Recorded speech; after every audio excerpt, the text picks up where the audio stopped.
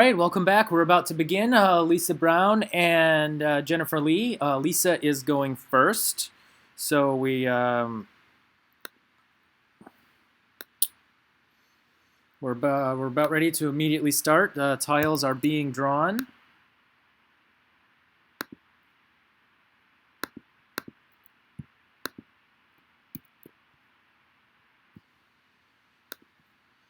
And we are underway.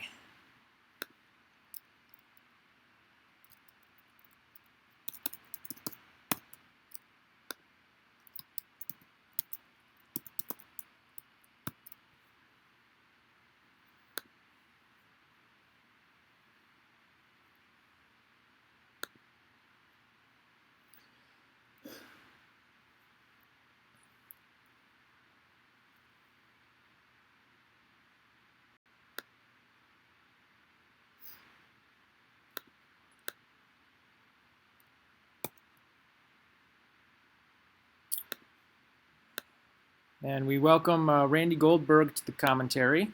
Oh, Yep, we're welcoming you to the commentary. oh, I wasn't fully committed to it.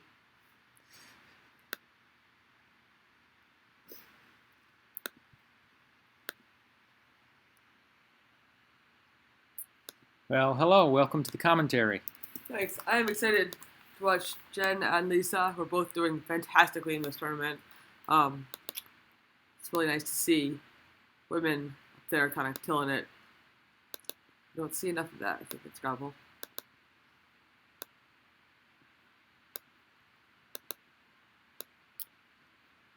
Yeah, and they've both had really good tournaments. Jen was up in first place at one point yesterday, and among the likes of Adam and Evans and all these top players. It was very exciting for her to have such a great run. We had Jen yesterday on one of our broadcast games. Yeah, that was a nail biter against Evans. Yep, it was a really close matchup.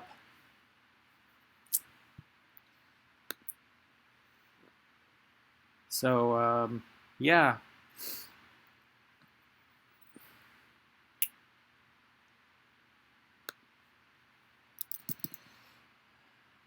That opening rack of Jen's is the sort of one where I would probably spend quite a bit of time trying to find a bingo because those, X, Y, C blank sorts of things, they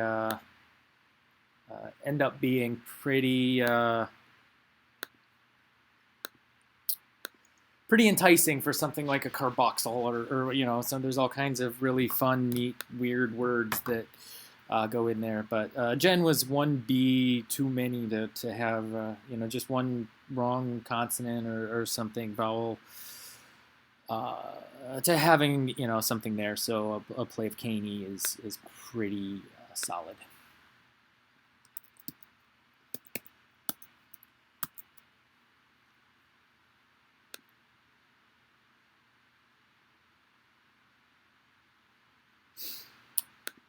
And Lisa cleans up her rack, plays Pew.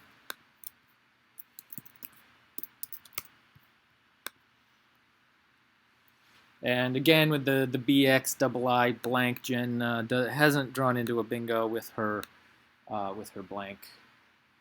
Plays looks like she plays ticks pretty quickly.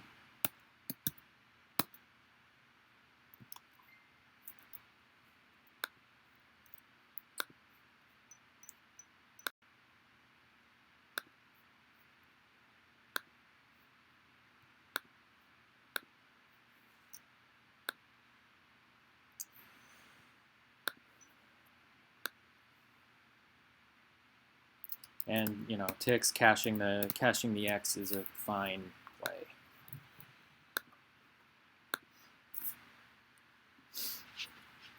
And now Lisa is back on turn. Jen has gone out to an early lead between crossing the Y and cashing the X, so it's a pretty good start for Jen. Plus, she's holding the blank in hand. Lisa's had some pretty awkward racks.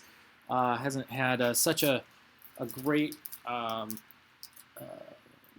hasn't had a lot of great options. Um,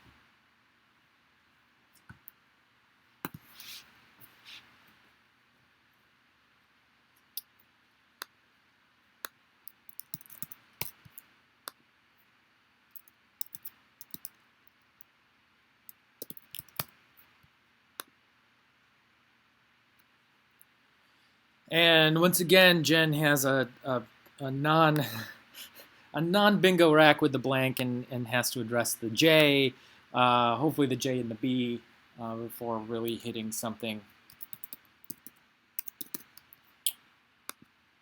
that works. In the meantime, Lisa's drawn the Q, and her early game struggles are continuing because there is really not even a good place to drop QI. And she may be looking at an exchange in response to whatever Jen ends up playing.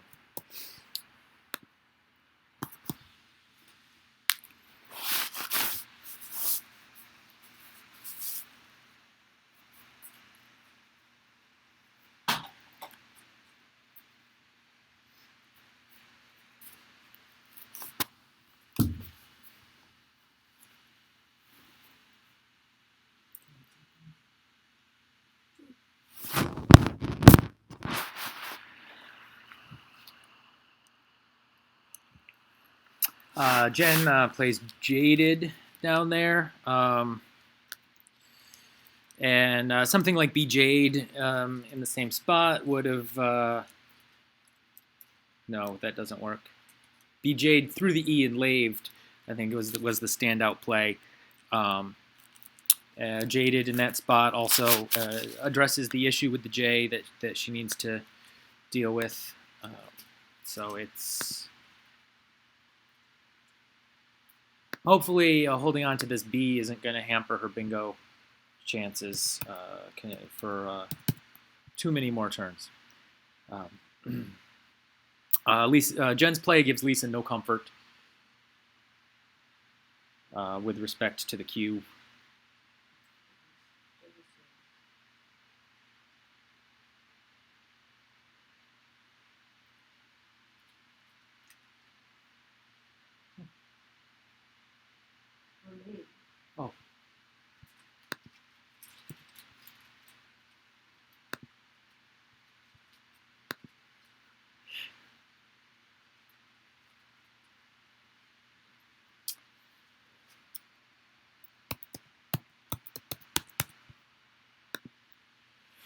Oh. There are scoring plays for Lisa, so she's not looking at an exchange, but she's definitely going to be holding on to the Q for another turn.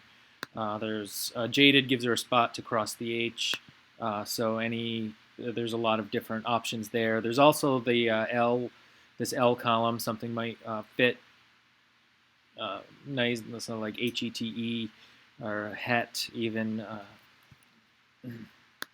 down in this spot.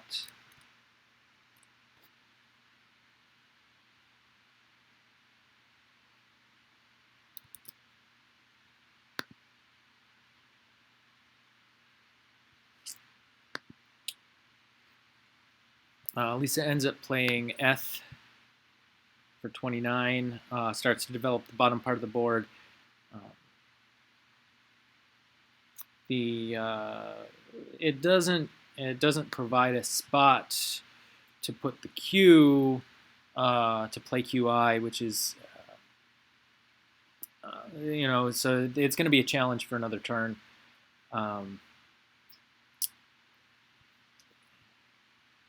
It does open up spaces for QAT if Lisa would draw an A, but that's going to continue to be an issue.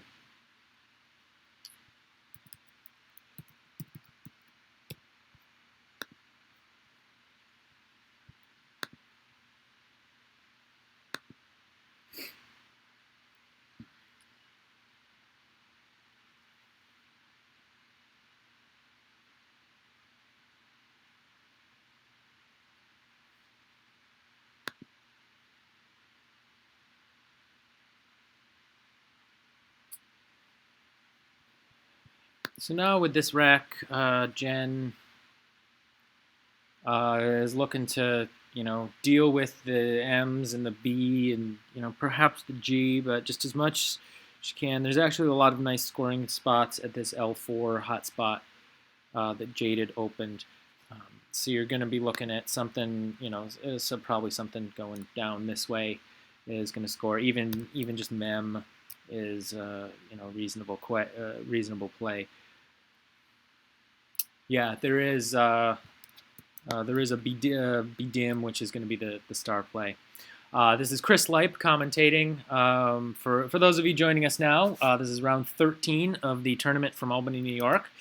This is Chris Lipe and sometimes Randy Goldberg commentating from St. Louis, Missouri via a wonderful whiz-bang technical setup that Vince Castellano has in place on site in Albany. We have 3 cameras streaming to us, and we are parsing that, throwing it through Quackle, and trying to give you a display of the Scrabble as it happens. At the bottom of the screen, you see a ticker with the updated standings in the Collins division. Right now we have a Collins game, round 13, between Lisa Brown and Jennifer Lee.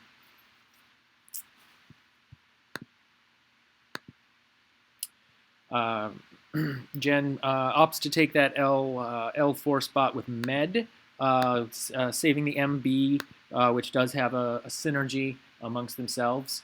BDIM would have been the star play there, moving the M and the B and saving just M blank, which is a nice a nice combination of leave combination. And BDIM also would have slotted the M on the colored square and done some nice things. But Med is a fine play to deal with the urgent problem the rack had, which was the double M.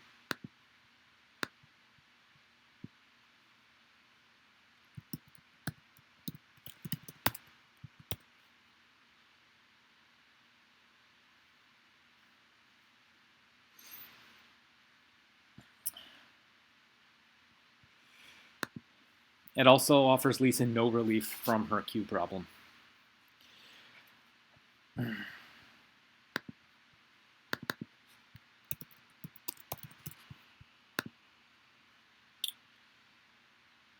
Really, Elisa wants to be making a play that's going to set up a QI play next turn.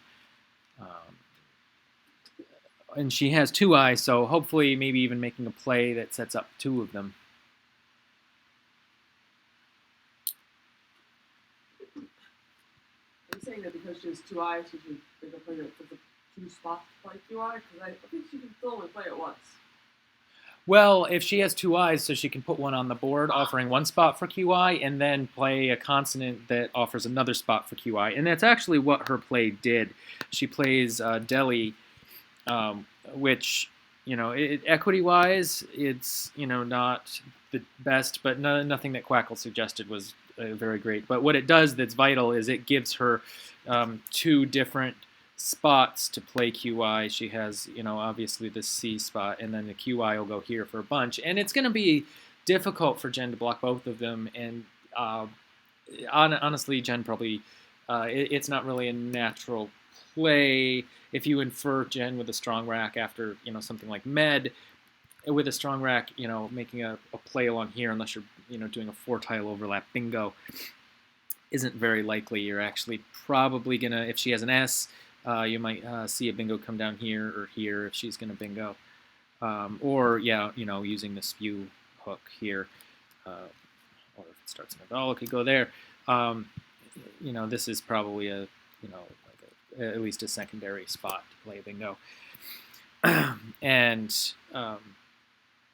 I guess if there's some 4-tile play, it might go there, just because there's fewer, not that many options for scoring. But if I can play actually here from the L across, that's what I'm going to do, and it'll leave the Q spots open.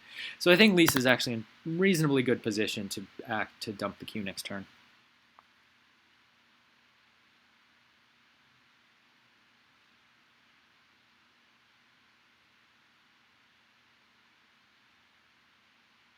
Yeah, there are other options Lisa had to play that rack, the rack where she played Deli.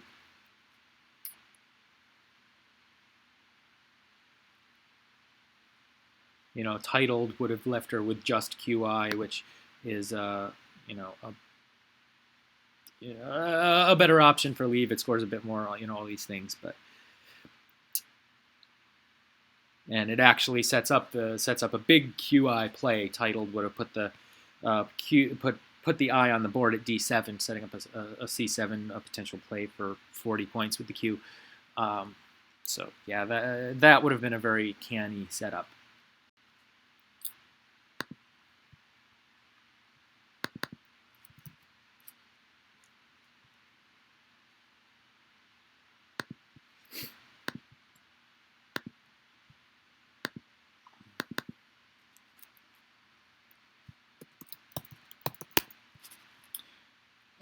Lisa ends up drawing 2 U's to go with her Q, which is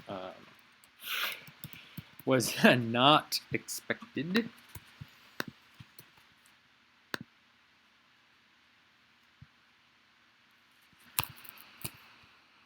An interesting difference between the owl and the Collins dictionaries is that something that you and I looked into recently, Chris, was that QU actually in Collins is that as a leave is actually positive, whereas an owl is certainly negative. There's obviously always other factors to take into account too, but I think that's an interesting tidbit for our viewers.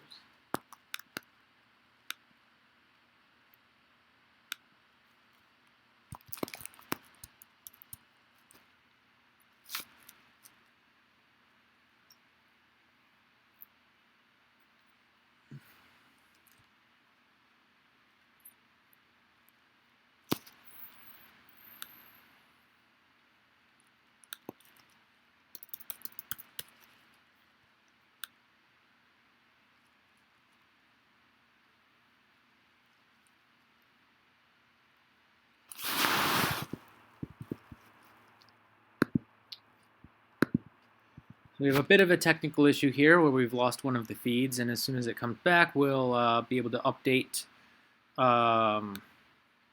more on what's going on. Lisa did, in fact, play the Q. Once we get the video feed of the board back, then I'll be able to tell you exactly where.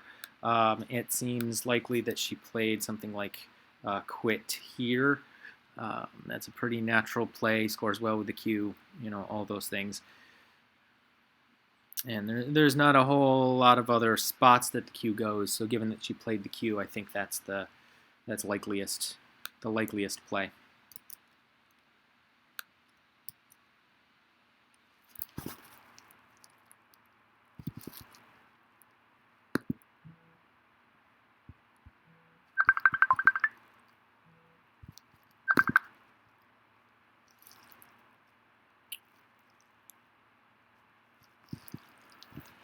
And Jen is still considering her next move with the blank and the 2 eyes and all this stuff.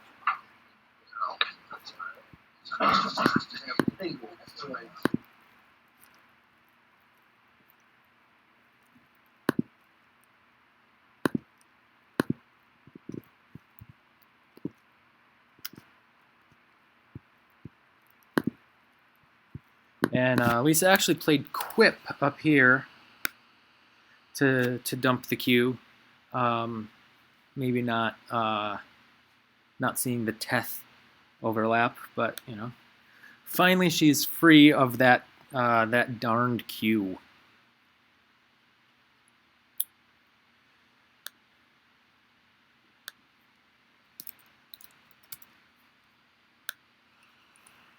And Jen, again, with no bingos on this blank rack, it becomes pretty dire.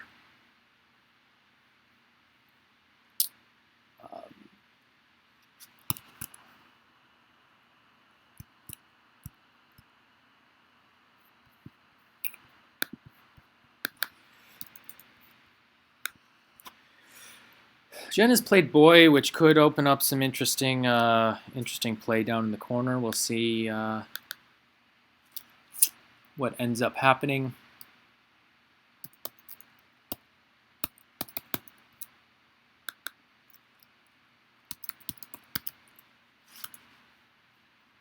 It's Lisa's turn.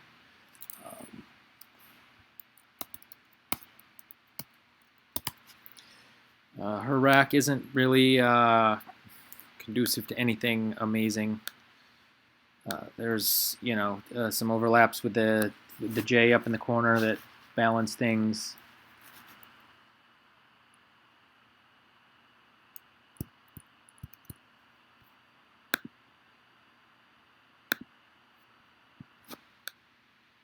And she does play trot up in the corner, which is fine play.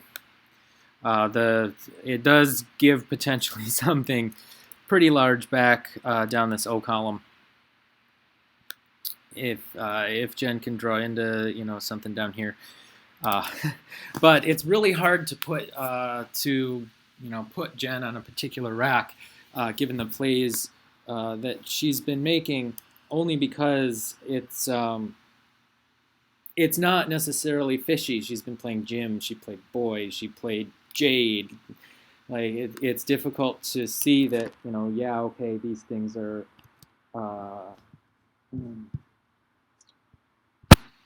these things are fishes. And in fact, Jen comes back really quickly playing Zeit up in the corner, Zeta. And now, Jen is holding the first blank with a substantial bingo-sized lead. And it's it's a difficult situation that Lisa finds herself in. It looks like they're taking a walk. Lisa giving the 5 points out of frustration. It seems that a balancing play like trot that opens up the triple in that way. And then one of the worst case scenarios comes down and happens. It's just really not. It's really frustrating when something like that happens. It's difficult.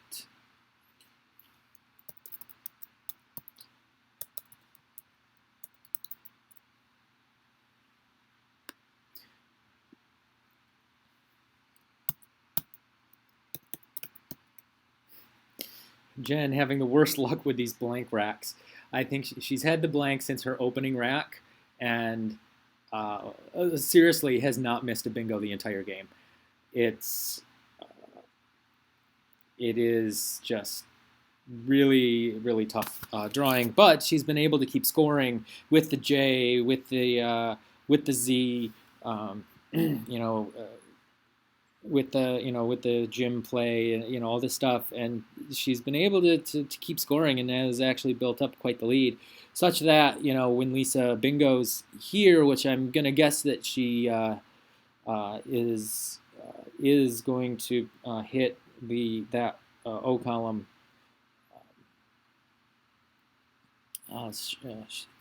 She's rearranging her tiles now, looking for the bingo on O that'll fit on O column. And even if Lisa hits that, Jen's still ahead a tempo. So.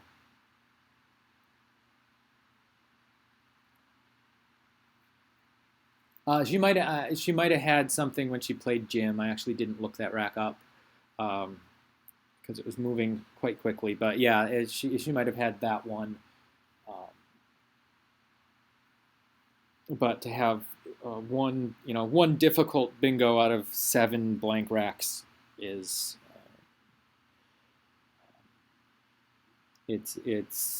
that's an unfortunate draw.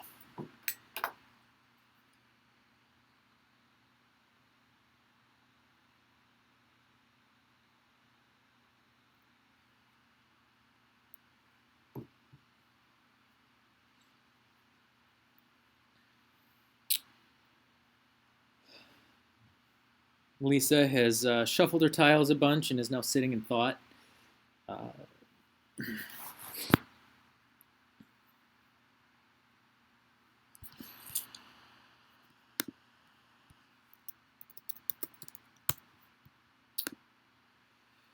There's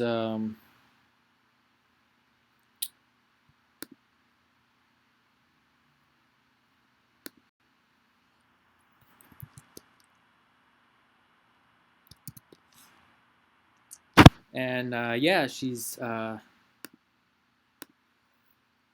looks like she's putting down lousier, uh, using the equip hook,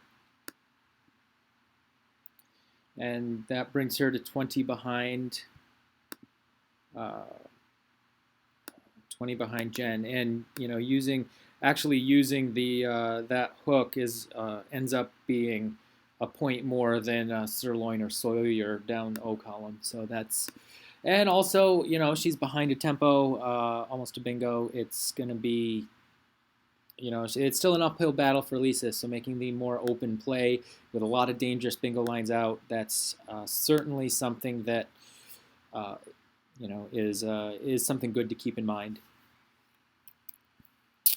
And now Jen is looking at a rack that has a blank but few other virtues. There's certainly plays. There's going to be stuff like knock through the O, where she can dump frock. Stuff where she can dump the heavy consonants and move on with life.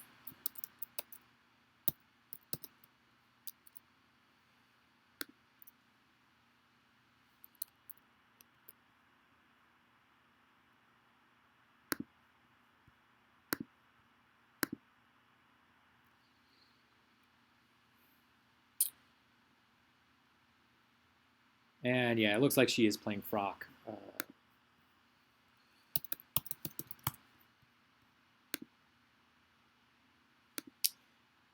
She actually does, if she wants to burn the blank. She has some pretty serious plays down in the corner, and um, it's not immediately it's not something you would immediately think of to burn the blank in a situation like this, but it ends up scoring, crossing the K at that A15 square. Uh, yeah, using Kark or Fank or stuff like that. Frank down in the corner. Um, those plays actually score quite a bit more, and it's difficult to think of them when you're in sort of bingo mode, thinking about the blank, um, and you have to think of them, and then you have to count up how much they score, and when you realize that, oh, this is going to score 70 points, it's certainly worth doing, worth considering. Especially when your best frock is your best option that doesn't use the blank. So that's kind of a miss. Like, you would probably want to play Fank uh, if you had if it occurred to you that hey, I might not be saving the blank for a bingo, and it's a very difficult thing to sort of think outside the box, so to speak, think non-linearly about what you're uh, what you're trying to do.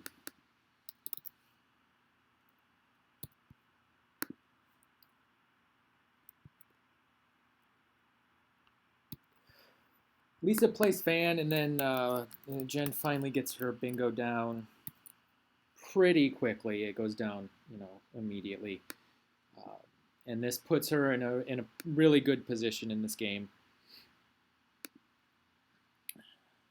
Uh, she has a commanding lead. The board still is pretty open. There are still, there's still going to be quite a bit of possibility, perhaps, on this A column. There's a triple open. F in second position isn't really great, but it still exists. And then there's all these lanes, rows 9, 10, 11, or 10, 11, 12, 13 that her bingo just created.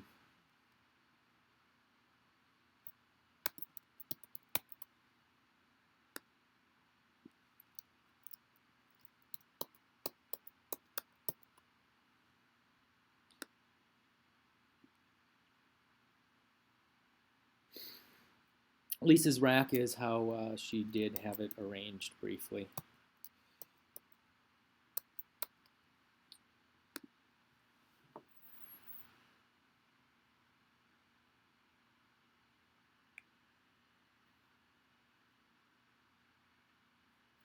And yes, shag pile is an acceptable play. She would have shag pile through an I, as she found.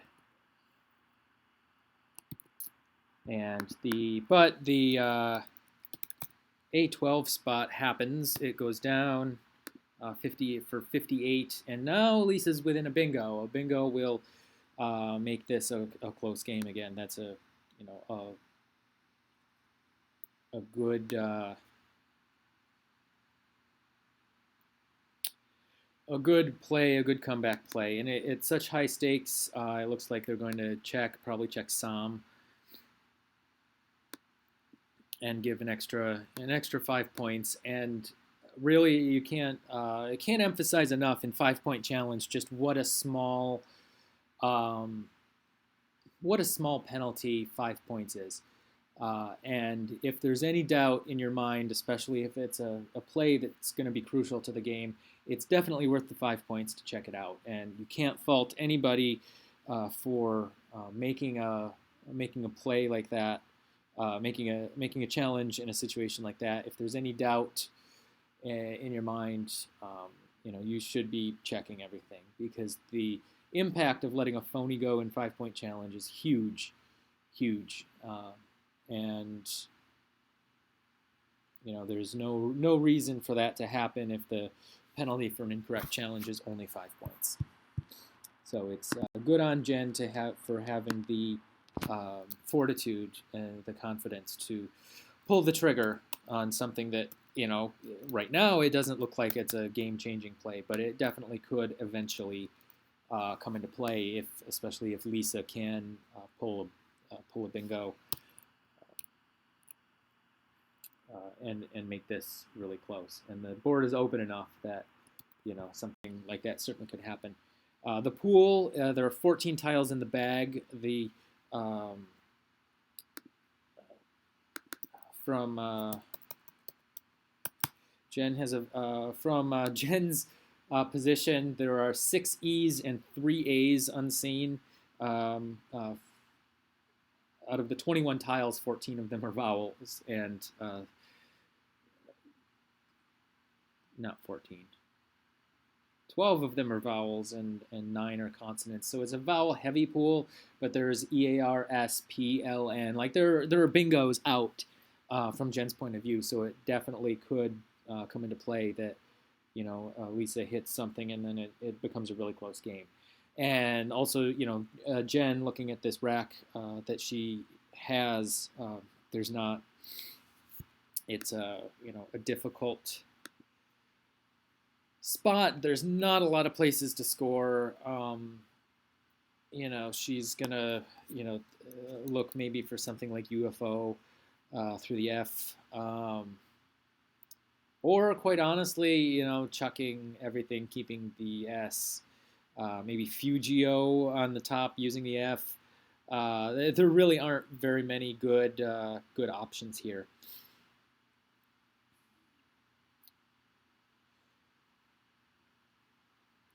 Another Fugio, just will dump everything. You could do something like Goo here underneath the Z, and that'll score a few points.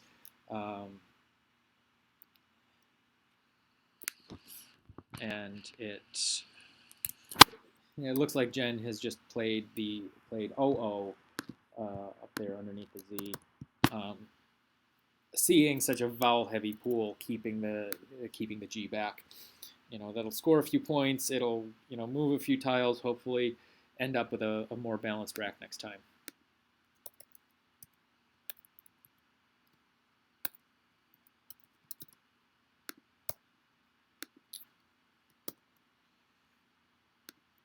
Lisa has pre-renal through an A, which there is no A, so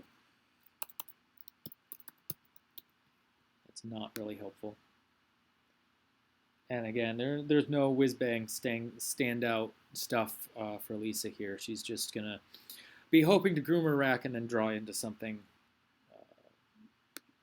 because it's she's down a bingo and needs to hit it in order to keep her hopes alive.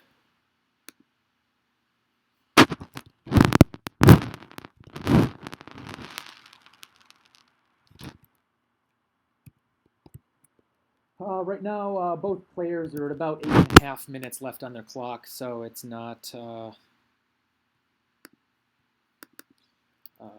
no time trouble coming into play yet. Lisa, as we see on the board cam, has played Relax. Um,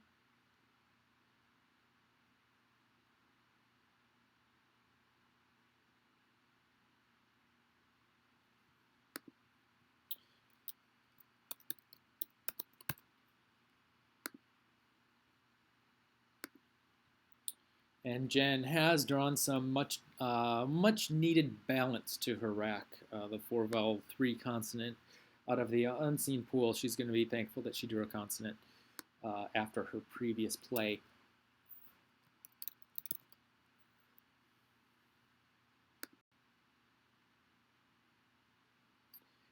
And there are some things that she can play that will do things that she needs to do to uh, to help her close this game out.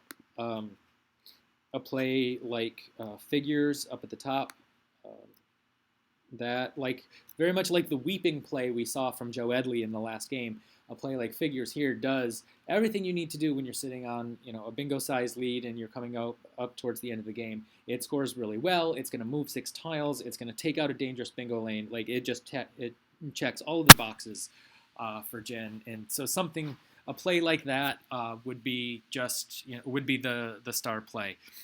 Right now, there are 9 tiles in the bag. A 6 tile play would leave 3.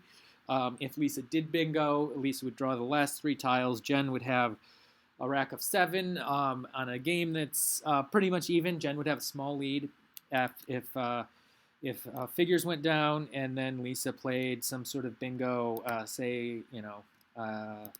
Jen has case I, so it's probably not an ing. But so say Lisa does draw something.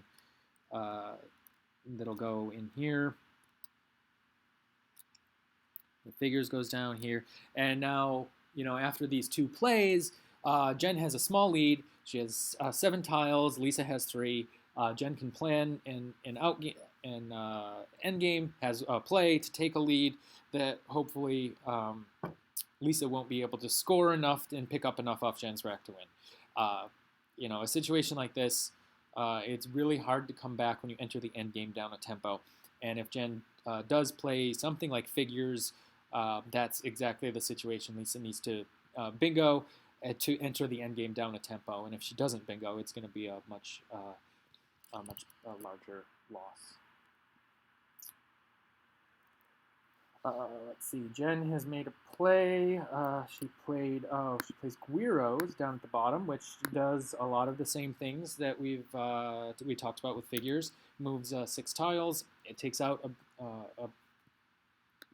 bingo lane. It saves an E, which might give you a bit more flexibility than saving the O into the end game. But again, that play does pretty much all the things that we were talking about. And Lisa and Guiros also takes out this S lane and the S ending lane, which were probably going to be the most troublesome if Lisa does manage to hit up here in F bingo, then it'll be pretty much tied going into the end game. But I think Jen is still going to be the favorite no matter what happens here. Yeah, by a tempo I mean a turn. Basically a tempo I mean the score you get from a typical turn. If you are tied and it is your turn, you're ahead of tempo because you get to play first, you'll score first, and you'll have that lead. At the beginning of the game, the person going first is automatically ahead of tempo. They play, the other person plays, assuming the plays score about the same.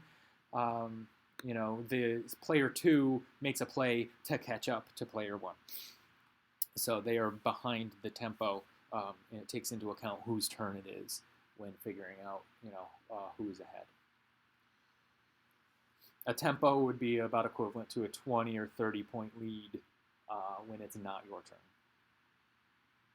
And if it's more like a, if you're sitting on a 40-point lead and it is your turn, then you are essentially up a bingo because your opponent's going to be facing a 60 to 70-point deficit.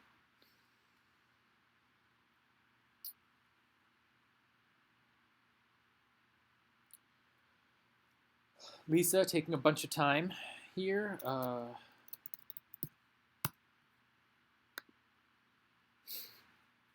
There are 3 tiles in the bag, so it seems like she's going to want to play 2. Ideally she'll play 2 tiles and create a threat at the bottom of the board. And then Jen will have to decide, whether to block the F or to block the new threat that Lisa creates. Even more ideally, she would look at the unseen pool and make a play that she could draw into a bingo up at the top or draw into a bingo at the bottom. Unseen to Lisa is 3 A's, 3 E's, O, U, B, S. So it's 7 vowels and 2 consonants. It's a really terrible pool. And Lisa's rack is really weird. So if she does play off, say, the V, she's very likely to be holding a 4-vowel, 3-consonant rack for her final rack. If she doesn't play off the V or the P, then she has a VP rack that's going to be, kind of difficult.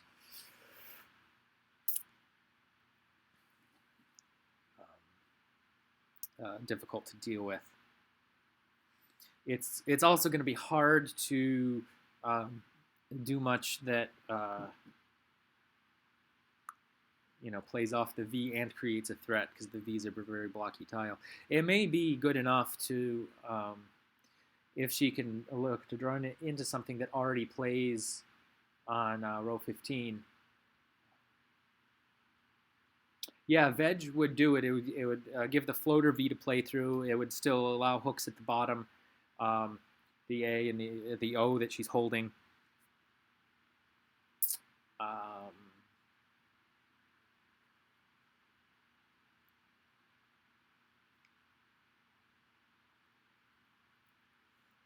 I wonder if there's a 4, F-O-R-E bingo that she could draw into up top.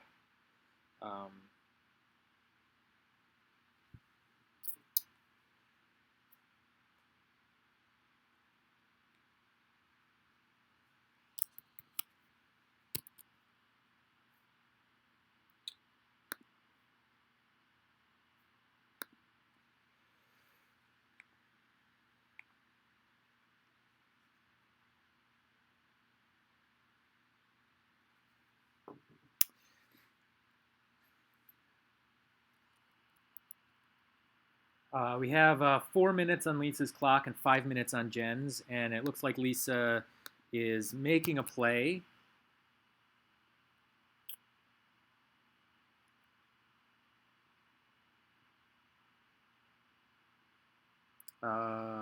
Where did that go?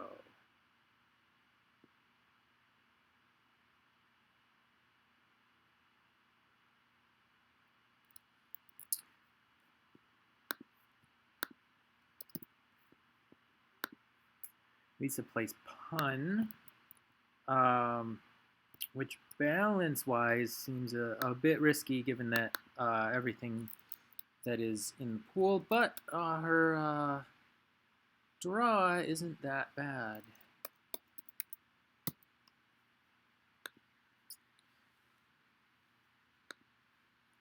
Would have been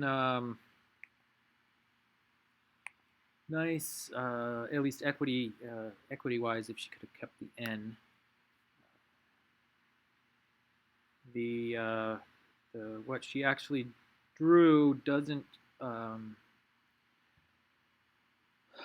fit as a bingo with anything. It has to play through letters that aren't available for 8s. So I think Jen is home.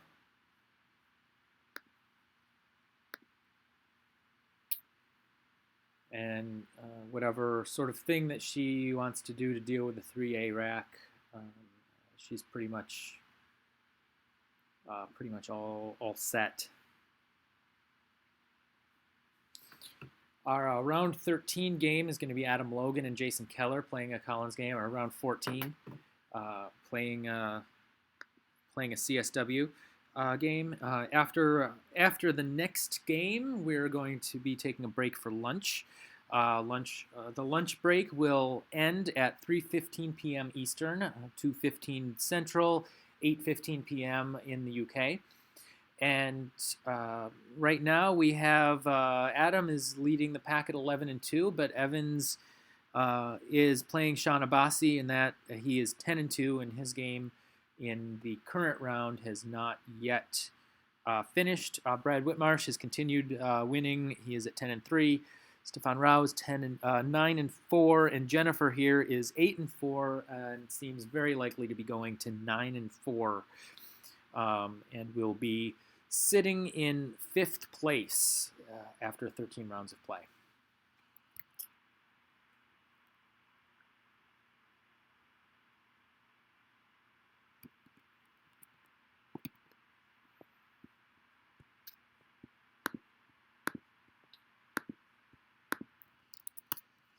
You can see Jen here playing Qua. It doesn't, at this point, it doesn't really matter since Lisa hasn't drawn the bingo.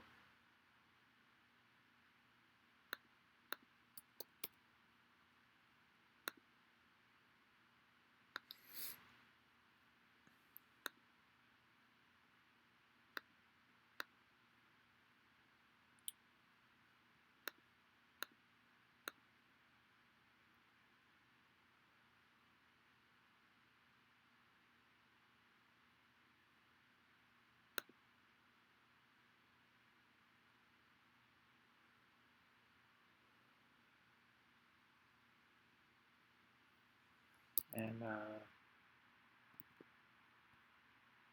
Lisa goes with Verso at the bottom, 27, which will set her up to go out in 2.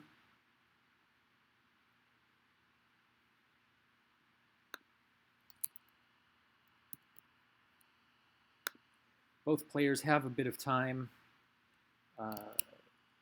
Jen is just under 2 minutes. Lisa is just under 3 minutes. So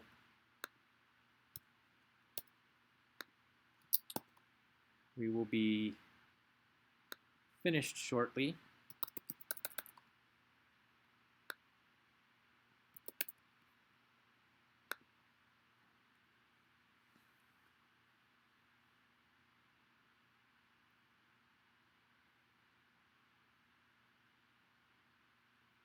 Yeah, I think veg is a good fish there because it at least hits something out of the pool if you draw correctly. I don't think, I didn't look, but it doesn't seem like there was anything in the pool that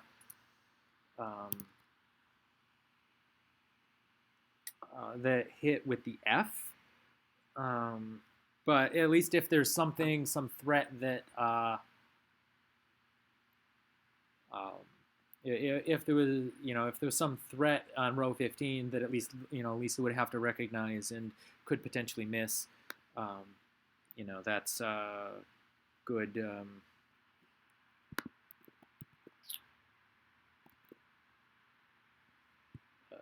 Good potential thing for Lisa to do, just to force something to happen. Let's see. Let me get the last couple plays down.